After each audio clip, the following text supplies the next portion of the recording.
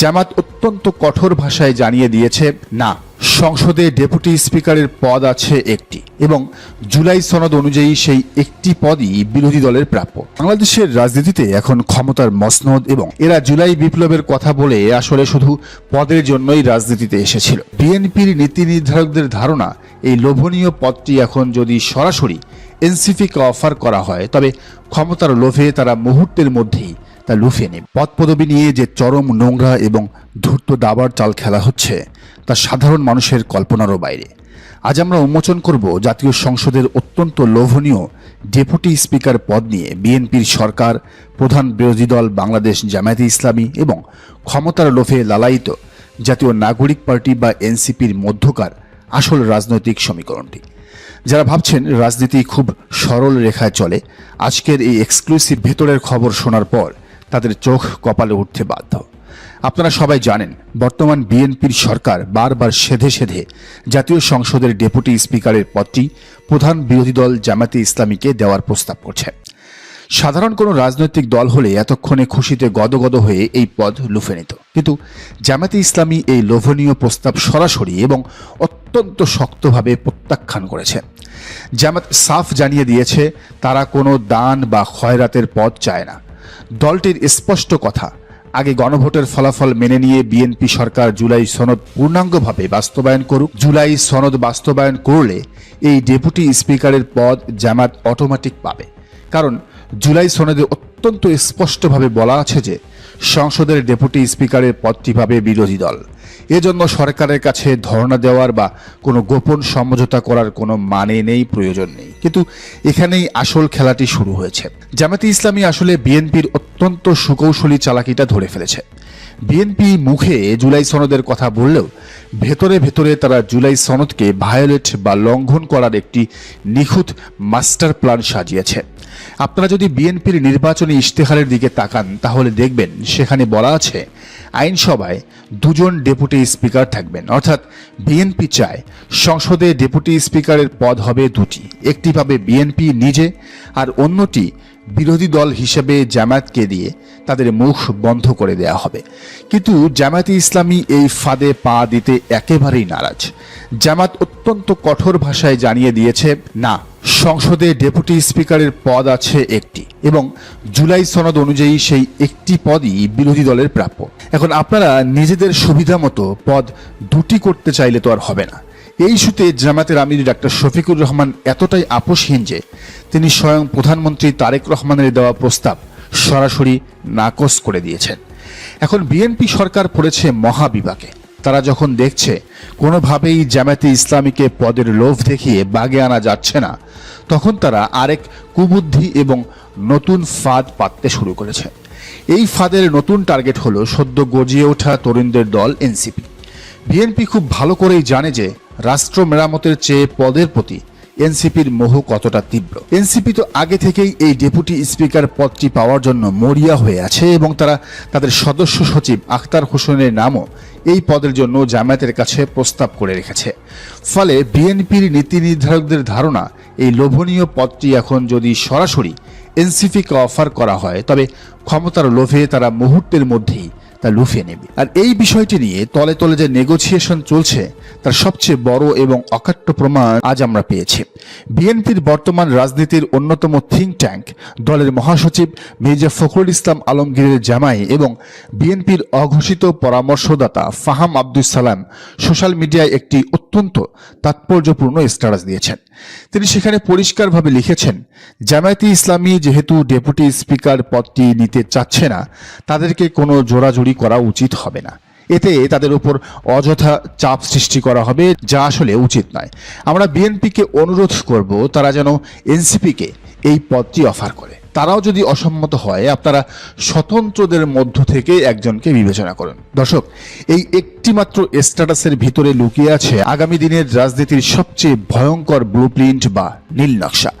ফাহাম আব্দুস সালামের এই কথার মানে কি দাঁড়ায়? এর মানে হলো বিএনপির প্রথম টার্গেট ছিল জামাত সেই ফাঁদে পা দেয়নি, এখন তাদের দ্বিতীয় টার্গেট হলো এনসিপি। এনসিপি যদি পদের লোভে এই ফাঁদে পা দেয় এবং ডেপুটি স্পিকারের পদটি নিয়ে নেয় তবে দেশের মানুষের কাছে তারা পুরোপুরি এক্সপোজড বা উন্মোচিত হয়ে যাবে। মানুষ বুঝে যাবে যে এরা জুলাই বিপ্লবের কথা বলে আসলে শুধু পদের জন্যই রাজনীতিতে এসেছিল। আর জামায়াতের উপর থেকে এই লোভীদের পুরোপুরি কিক আউট বা বিদায় করার জন্য বিএনপির এর চেয়ে বড় অস্ত্র আর কি হতে পারে।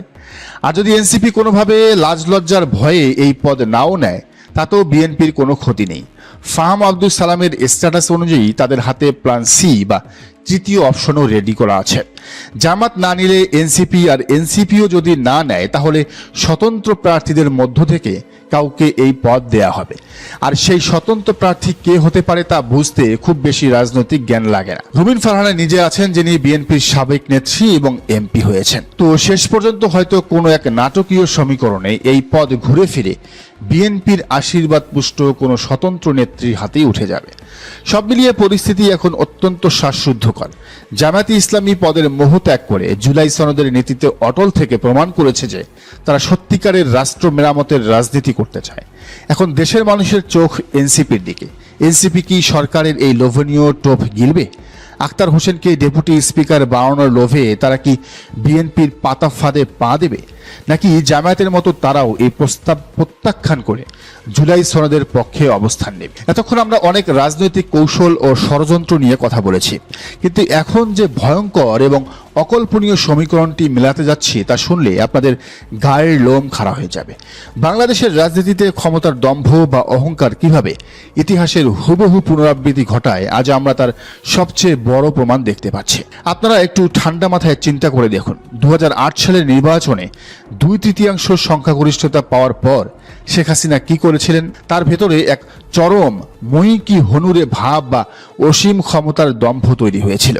তিনি বিরোধী দলগুলোর সাথে যাচ্ছে তাই আচরণ শুরু করেছিলেন, ইচ্ছে মতো সংবিধান সংশোধন করেছিলেন, আদালতের ঘাড়ে বন্দুক রেখে তত্ত্বাবধায়ক সরকার বাতিল করে নিজেকে এক ভয়ঙ্কর স্বৈরাচারে পরিণত করেছিলেন। আর আজ 2026 সালে এসে আমরা কি দেখছি? ঠিক একই ঘটনার পুনরাবৃত্তি।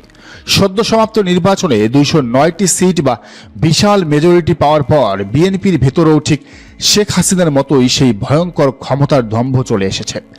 যে ছাত্র জনতার রক্তের উপর দিয়ে যে জুলাই বিপ্লবের কারণে তারা আজ ক্ষমতায় বসেই তারা সেই জুলাই স্পিরিটকে অস্বীকার করতে শুরু করেছে। তারা গণভোট মানতে নারাজ, তারা জুলাই সনদকে আস্থা করে ছুঁড়ে ফেলতে চায়। সোজা কথায় তারা এখন পুরোপুরি শেখ হাসিনার পথেই হাঁটতে চাইছে। কিন্তু এই দম্ভের পরিণতি কি হতে পারে তা নিয়ে বিএনপির নেতাদের কোনো ভ্রুক্ষেপ নেই। উল্টো তারা এখন ক্ষমতার মোহে অন্ধ হয়ে এমন সব বক্তব্য দেওয়া শুরু করেছে যা শুনলে যে কোনো সচেতন নাগরিক শিউরে উঠবেন। বিএনপির সিনিয়র নেতা জয়নুল আবেদিন ফারুক সহ অনেকেই প্রকাশ্যে বলা শুরু করেছেন যে প্রধানমন্ত্রী তারেক রহমান নাকি আগামী 2042 সাল পর্যন্ত, অর্থাৎ টানা 3 টার্ম আরো 16 বছর ক্ষমতায় থাকবেন। কিন্তু দর্শক, প্রকৃতির বিচার এবং ইতিহাসের গণিত কতটা অদ্ভুত আর রহস্যময় হতে পারে তা কি আপনারা খেয়াল করেছেন? একটু হিসাব মিলিয়ে দেখুন, 2042 সালে যখন তারেক রহমানের এই স্বপ্নের 16 বছরের শাসনকাল শেষ হবে, তখন তার বয়স কত হবে জানেন? 2042 সালে তারেক রহমানের বয়স হবে ঠিক 76 বছর। এবার একটু পেছনে তাকান, 2024 সালের 5 আগস্ট ছাত্র জনতার গণ অভ্যুত্থানে যখন চরম ক্ষমতাধর স্বৈরাচার শেখ হাসিনা ক্ষমতা হারিয়ে দেশ ছেড়ে পালাতে বাধ্য হয়েছিলেন, তখন তার বয়স কত ছিল? হ্যাঁ, তখন শেখ হাসিনার বয়সও ছিল ঠিক 76 বছর। এখানেই শেষ নয়, জয়নুল আবেদিন ফারুকের হিসাব মতো তারেক রহমান ক্ষমতায় থাকতে চান টানা 16 বছর, আর স্বৈরাচারী শেখ হাসিনাও কিন্তু তার শেষ পর্যায়ে টানা প্রায় 16 বছরই ক্ষমতায় ছিলেন। কি অদ্ভুত মিল, তাই না? কি অদ্ভুত নিয়তি! ইতিহাস যেন নিজের হাতে একটি অদৃশ্য আয়না দাঁড় করিয়ে দিয়েছে।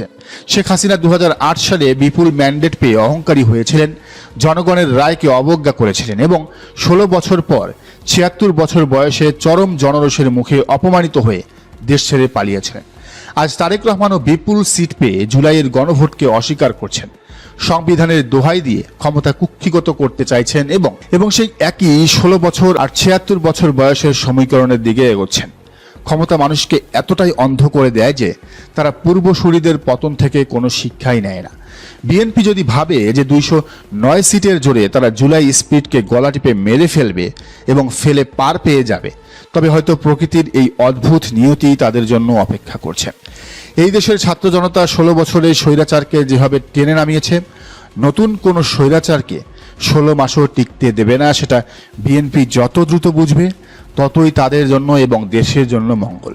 দর্শক, আপনাদের কি মনে হয়, শেখ হাসিনা এবং তারেক রহমানের শাসনকাল এবং বয়সের এই অদ্ভুত মিল কি শুধুই কাকতালীয়, নাকি ইতিহাসের এক ভয়ঙ্কর সতর্কবার্তা? জানান মন্তব্যের ঘরে। জামাত অত্যন্ত কঠোর ভাষায় জানিয়ে দিয়েছে, না, সংসদে ডেপুটি স্পিকারের পদ আছে একটি এবং জুলাই সনদ অনুযায়ী সেই একটি পদই বিরোধী দলের প্রাপ্য।